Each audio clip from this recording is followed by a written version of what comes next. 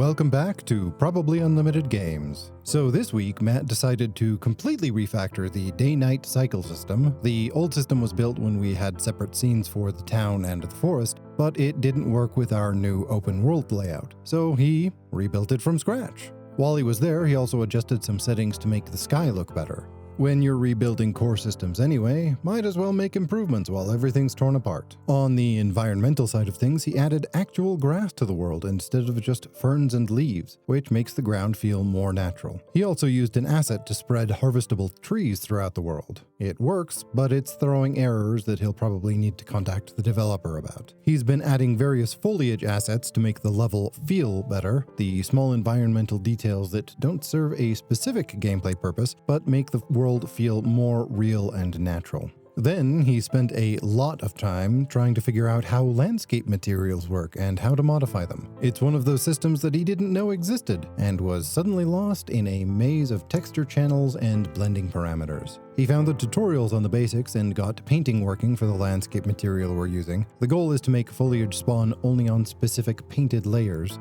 but getting it to actually work is a challenge.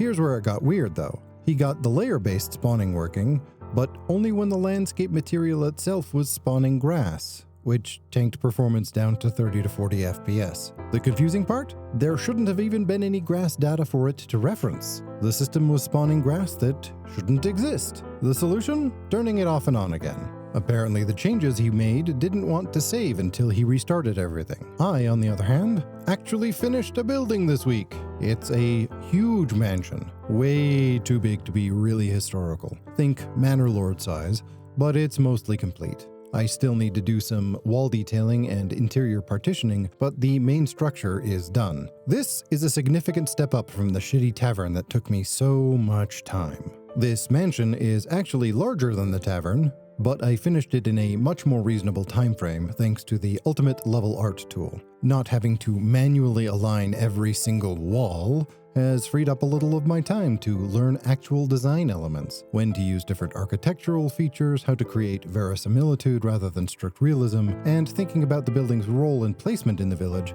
the proper sizing and proportions, all the stuff like that.